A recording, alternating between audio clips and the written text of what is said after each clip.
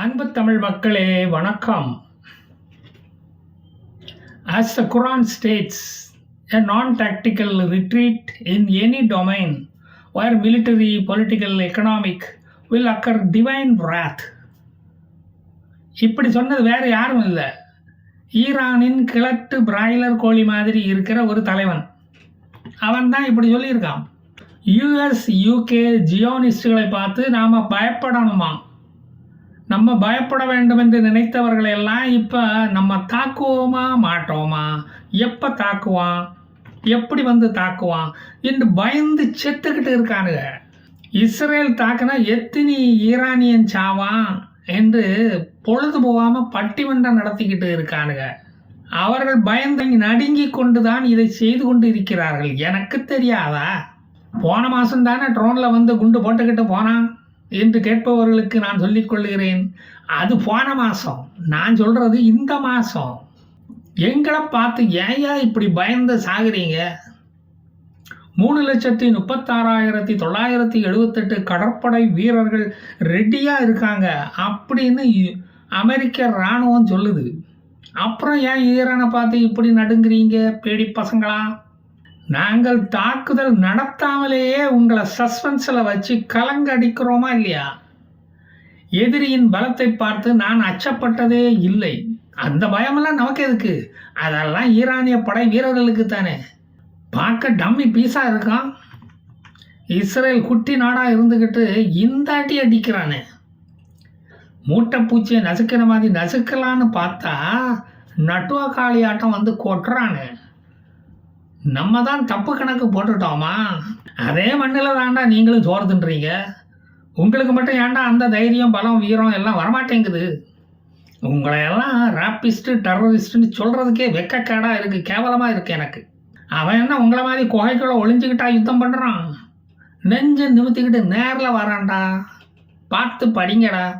பேடி பசங்களாக இருக்கீங்களாடா. உங்களுக்கு தலப்பா கட்டி பிரியாணி போட்டு வளர்க்குறதே சுத்த வேஸ்ட் என்று கூலி வாங்க வந்த ஹமாஸ் ஹிஸ்புல்லா பிள்ளைகளிடம் பிராய்லர் கோழி தலைவன் திட்டி தீர்த்துட்டான். அவன் சாவதற்கு பயப்படாத ஈரானிய இளைஞர்களை பார்த்து நான் பெருமிதம் கொள்கிறேன்.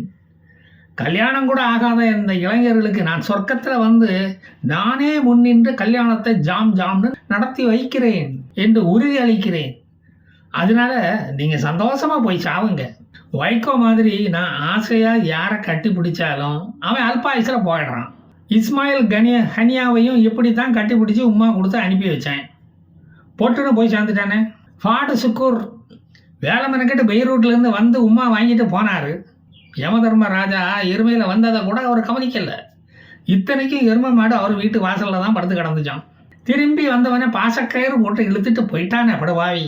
இப்ராஹிம் ரைசி கூட ஹெலிகாப்டரில் போகிறதுக்கு முன்னே என்னை வந்து பார்த்து கட்டி பிடிச்சி கட்டி முத்தம் வாங்கிட்டு தான் போனார். அட அவர் தான் அப்படி போனாருன்னா அவர் கூட போன ஈரான் வெளியுறவு மந்திரி ஹுசைன் அமிரப் துஹரியான் சும்மா கிடக்காம வம்படியாக வந்து கட்டி பிடிச்சி முத்தம் வாங்கி ஆசீர்வாதம் வாங்கிட்டு போனார். அவரும் போய் சேர்ந்துட்டார். நான் என்ன பண்ணுறது? ஹெலிகாப்டர்லேயே அவர் உசுர் போகணும்னு இருக்கும்போது நாம் குறுக்க போக முடியுமா? என்ன செய்ய முடியும்? அவராக தான் வந்தார், அவராக தான் போனார். நானாக கூப்பிட்டேன். இதுக்காக 50 வருஷம் பழமையான ஹெலிகாப்டரையாக ரிப்பேர் பார்க்க முடியும்? 60 வயசில் அல்ப ஆயுசில் போயிட்டாரு. சனியம் பிடிச்சவன் போனால் தனியாக போகாதாமே, கூட யாரையாவது கூட்டிக்கிட்டு தான் போகுமா. அப்படி தான் நடந்து போச்சு. அஜர்பைஜானுக்கு ஜாலியாக டூர் போயிட்டு போனவனுங்க கறிக்கட்டையாக திரும்பி வந்தானுங்க. இவனுங்க ராசி அப்படி. அதுக்கு என்ன போய் குத்தம் சொல்லலாமா? இப்ராஹிம் ரைசி செத்ததை பெருசாக பேசினவங்க ஹுசைன் அமிரப் தொஹ்ரியான் செத்ததை பற்றி மூச்சை விடலையே, ஒரு வார்த்தை கூட பேசலையே அவரை பற்றி. இந்த ஓர வஞ்சனையெல்லாம் கூடாது இல்லையா? கூட செத்தவனுக்கும் ஒரு இம்பார்ட்டன்ஸ் கொடுக்கணுமா இல்லையா? இப்ராஹிம் ரைசியை கூலிப்படையை வைத்து நான் தான் கொண்டேன்னு வதந்திய வேற கிளப்பி விடுறானுங்கப்பா. என்னோட கட்டிப்பிடி முத்தத்துக்கு எவ்வளவு வலிமை இருக்கு தெரியுமா? அதனால தான் உலக தலைவர்களே என்னை கண்டு நடுங்குறாங்க தெரியுமா? தஞ்சாவூர் பெருவுடையார் கோயிலை பார்த்து ஸ்டாலின் குடும்பமே பயந்து நடுங்கலையா? அது மாதிரி தான் என்னை பார்த்து இந்த உலகமே நடுங்குது. நடுங்காத தலைவன் ஒருவன் உண்டென்றால் அது மோடி தான். அவரை பார்த்து நான் நடுங்கிக்கிட்டு இருக்கேன். நான் ஒரு ராசியில்லா ராஜா அப்படின்னு மனசுக்குள்ளே ராஜேந்தர் பாட்டை பாடிக்கிட்டு இருக்கிறது எத்தனை பேருக்கு தெரிய போகுது? முக்கியமாக அது ஈரானிய படை வீரர்களுக்கு தெரிஞ்சிடக்கூடாது. தெரிஞ்சால் வேலையை விட்டு ஓடி போடுவானுங்க. ஒரு பக்கம் லெபனானில் இருந்து தாக்குதல் தொடங்கும், இன்னொரு பக்கம் ஏமன் நாட்டில் இருந்து ஏவுகணைகள் பாயும். இந்த துருக்கி அண்ணன் எட்ரோகன் அவர் கூட போரில் குதிக்கிறதா சொல்லியிருக்காரு. நான் கூட மனநிலை சரியில்லாமல் வைத்தியம் பண்ணிக்கிட்டு இருந்தாரு, அதனால உளறி இருப்பாரோன்னு நினச்சேன். அப்புறம் பார்த்தா மெய்யாலுமே அவர் போருக்கு வாராராம். ரொம்ப போர் அடிக்கிறான் அவருக்கு. சாக துணிஞ்சவனை தடுக்கவா முடியும்? ஈரான் தாக்கும்னு சொல்லிக்கிட்டு இவனுகளை ஏவி விட்டு தாக்க சொல்ல வேண்டியதுதான். ஈராக்கு என்ன சொல்கிறான்னா, சாவுறதுக்கு ஆள் குறைஞ்சி போச்சுன்னா சொல்லுங்க, படையை அனுப்பி வைக்கிறோம் அப்படிங்கிறான். இஸ்ரேல் போற தொடங்குனா 6 நாளில் முடிச்சுடுவான்னு பார்த்தா நீட்டிக்கிட்டே போகிறானே. இதுக்கு முன்னாடி எல்லாம் 6 நாளில் முடிக்கிறது தானே அவன் வழக்கமாக இருந்தது. இந்த வாட்டி நம்மளை ரொம்ப தான் ஏமாற்றி சோனகிரி ஆக்கிவிட்டான். தியாகராஜர் பாகவதர் படம் ஹரிதாஸ் அந்த காலத்தில் வருஷக்கணக்காக ஓடின மாதிரி இல்லை, இது 300 நாளை தாண்டி ஓடிக்கிட்டு இருக்கு. அப்புறம் நம்ம கூட போற தொடங்குனா சந்திரமுகி படம் சாந்தி தேட்டரில் 890 நாள் ஓடின மாதிரி எல்லாம் ஓடும். யமகாத பயலாச்ச இந்த இஸ்ரேலு. இதுக்கு இடையில ஈரானின் இன்னொரு எதிரியான சவுதி அரேபியா மன்னர் முகமது பின் சல்மான் என்ன சொல்லியிருக்காரு தெரியுமா? ஒரு இஸ்லாமிய நாடாக இருந்துக்கிட்டு இஸ்ரேல் பக்கம்தான் அவர் பேசுகிறாரு, அதனால அவருடைய உயிருக்கு ஆபத்து என்னால் இருக்குன்னு சொல்லியிருக்காரு. அதாவது அயத்துல்லா கோமெனியிடம் இருந்து வரும் அந்த ஆபத்து என்று எதிர்பார்க்கிறான். கோமெனி என்னை கொல்ல ஏற்பாடு பண்ணிக்கிட்டு இருக்காரு அப்படின்னு ஜோ பிடன் கிட்ட சொல்லி ரொம்ப வருத்தப்பட்டாராம். ஒன்றும் நீங்கள் கவலைப்படாதீங்க, அப்படி எதுவும் நடக்காமல் அவருக்கு காரியம் நடக்க நாங்கள் காரியம் பண்ணிடுறோம், நாங்கள் பின்ன எதுக்கு இருக்கோம் அப்படின்னு அவர் ஆறுதல் சொன்னாராம் இந்த ஜோ பிடன். இந்த சவுதி மன்னர் தான் எல்லா மதங்களும் உலகில் வாழ வேண்டும் என்று கிறிஸ்தவ இந்து கோயில்களை கட்ட தனது நாட்டில் இடம் கொடுத்தவர்.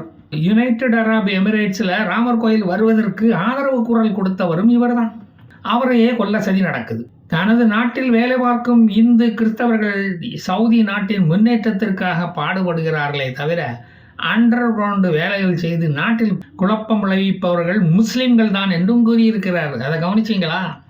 இதே மாதிரி தான் இஸ்ரேலுடன் பீஸ் அக்ரிமெண்ட் போட்ட எகிப்து நாட்டு அதிபர் அன்வர் சாதத்தை ஒரு முஸ்லிம் என்றும் பாராமல் சில நாட்களிலேயே சுட்டு தள்ளினார்கள் இந்த அமைதி மார்க்கத்தினர். இத்தனைக்கும் அவர் இஸ்ரேலுடன் சமாதானம் ஏற்பட்டு பாலஸ்தீனம் என்ற நாடு உருவாக வேண்டும் என்று மேடைகளில் முழங்கியவர். அப்படி ஒரு பாலஸ்தீனம் உருவானால் அதை முதலில் அங்கீகரிக்கும் நாடாக எகிப்து இருக்கும் என்று தைரியமாக சொன்னவர்.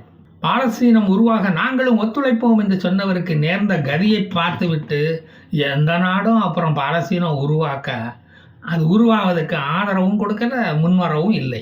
இதனால் பாலஸ்தீனம் உருவாவதை இஸ்ரேல் விரும்பவில்லை. எப்படி இந்தியாவுக்கு பாகிஸ்தானும் பங்களாதேஷும் எதிரிகளோ அதே போல்தான் பாலஸ்தீனம் என்ற நாடு உருவானால் இருக்கும். அதற்கு பதில் காசா, வெஸ்ட் பேங்கையும் கோலன் ஹைட்ஸையும் இணைத்து அகண்ட இஸ்ரேல் உருவாக வேண்டும் என்று நேத்தன்யாகு அண்ணன் விரும்புகிறார். ஈரானோ இந்த உலகம் இதுவரை பார்த்திராத கண்மூடித்தனமான தாக்குதலை பார்க்க போகிறது என்று சொல்லிக்கிட்டு தெரியுது. ஈரானுடைய அடி ஒவ்வொன்றும் அப்படி இருக்குமா. ஹனியாவை கொன்னதும் இப்போ இஸ்ரேலே அரண்டு போய் கிடக்குது, அமெரிக்காவை துணைக்கு அழைக்குது. அப்படின்னா பார்த்துக்குங்க எவ்வளவு பயந்தாங்கொழியாக இருக்கான் இந்த இஸ்ரேல். மரணத்தை விட மரண பயம்னா என்னன்னு இஸ்ரேலுக்கு காட்டிவிட்டோம். இதுவே பெரிய வெற்றி. இந்த வெற்றி இன்னும் தொடரும் அப்படிங்குது இந்த ஈரான். இஸ்ரேலை தொட்டால் அதை பார்த்து கொண்டு நாங்கள் வெத்தலைப்பாக்கு புயல போட்டுக்கிட்டு சும்மா இருக்க மாட்டோம். டிவாஸ்டேட்டிங் ப்ளோன்னா என்னன்னு ஈரானுக்கு காட்டுவோம்.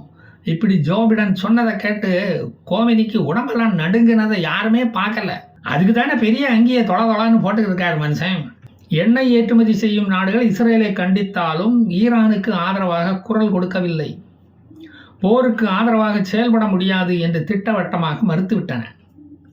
இஸ்ரேலை தாக்குவதற்கு எங்கள் நாட்டு நிலப்பரப்புக்கு மேலே போர் விமானங்கள் பறக்கக்கூடாது, மீறி பறந்தால் சுட்டு வீழ்த்துவோம் என்று சவுதி அரேபியாவும் ஜோர்டான் கூறிவிட்டன.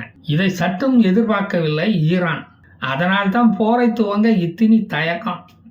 டேய், போற தொடங்குங்கடா, எங்களுக்கும் போர் அடிக்குதுல்ல, சொன்னா கேட்க மாட்டீங்களாடா? இவனுக்கு சொன்னா கேட்க மாட்டானுங்க. அப்ப நான் போயிட்டு வாரேன். ஜெய் ஹிந்த்.